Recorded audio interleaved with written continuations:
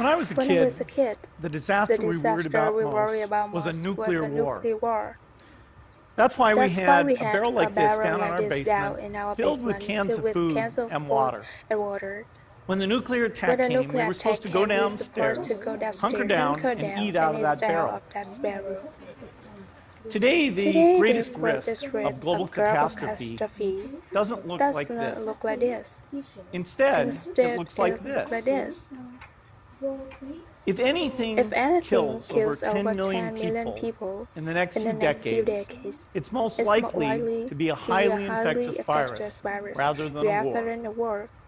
Not missiles, but microbes.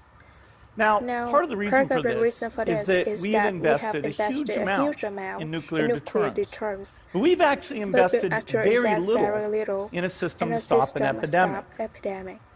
We're not ready for the next epidemic. Let's look at Ebola. I'm sure all of you read about it in the newspaper. Lots of tough challenges. I followed it carefully through the case analysis tools we use to track polio eradication. And as you look at what went on, the problem wasn't that there was a system that didn't work well enough. The problem was that we didn't have a system at all. In fact, there are some pretty obvious key missing pieces.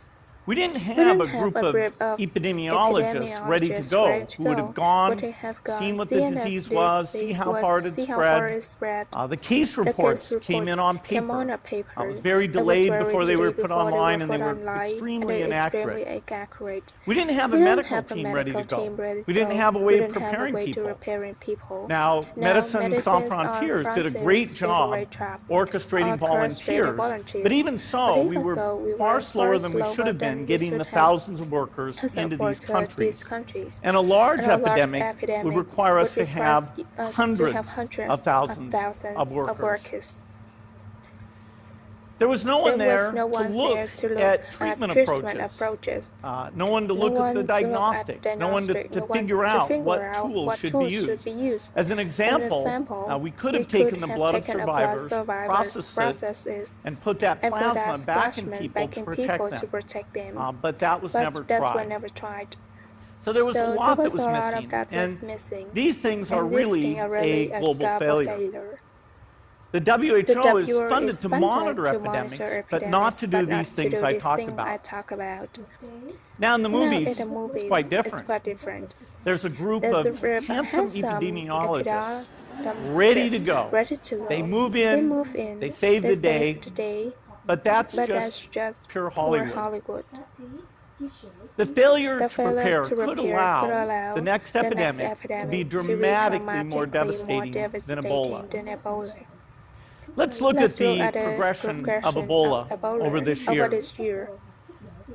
About 10,000 people died, and nearly all were in the three West African countries.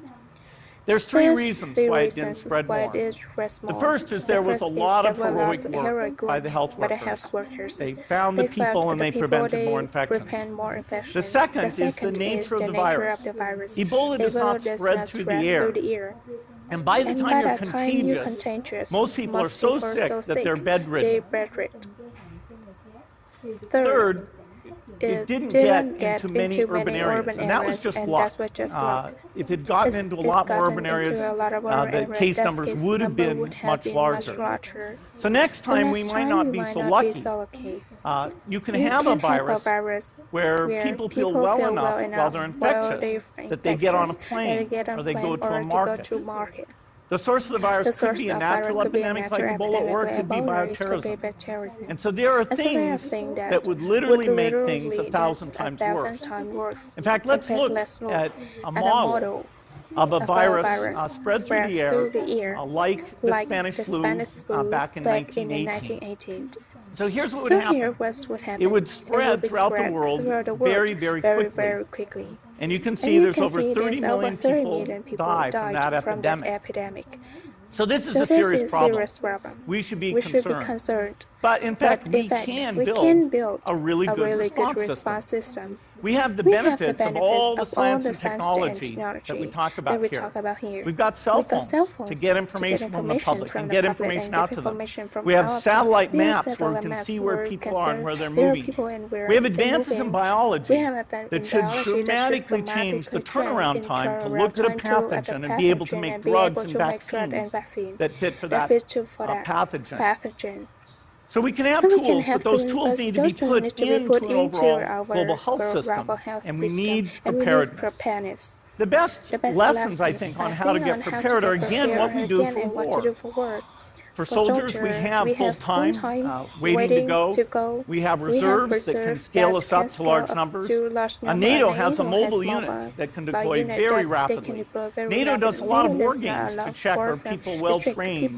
Do they understand about fuel and logistics and the same radio frequency? So they are absolutely ready to go. So those are the kinds of things we need to deal with an epidemic. What are the key pieces? First is we need strong health systems in poor countries. That's where mothers can give birth safely, kids can get all their vaccines, but also where we'll see the outbreak very early on. We need a medical reserve corps, lots of people who have got the training and background who are ready to go with the expertise. And then we need to pair those medical people with the military, taking advantage of the military's ability to move fast, do logistics, and secure areas. We need to do simulations, germ games, not war games, so that we see where the holes are. The last time a germ game was done in the United States was back in 2001, and it didn't go so well. So far, the score is germs 1, people 0. Finally, we need lots of advanced R&D in areas of vaccines and diagnostics. There are some big breakthroughs, like the adeno-associated virus, that could work very, very quickly. Now, I don't have an exact budget for what this would cost, but I'm quite sure it's very modest compared to the potential harm. The World Bank estimates that if we have a worldwide flu epidemic, global wealth will go down by over $3 trillion, and we'd have millions and millions of deaths. These investments offer significant benefits beyond just being ready for the epidemic. The primary health care, the R&D, those things would reduce global health equity and make the world more just as well as more safe. So I think this should absolutely be a priority. There's no need to panic. We don't have to hoard cans of spaghetti or go down into the basement. But we need to get going because time is not on our side.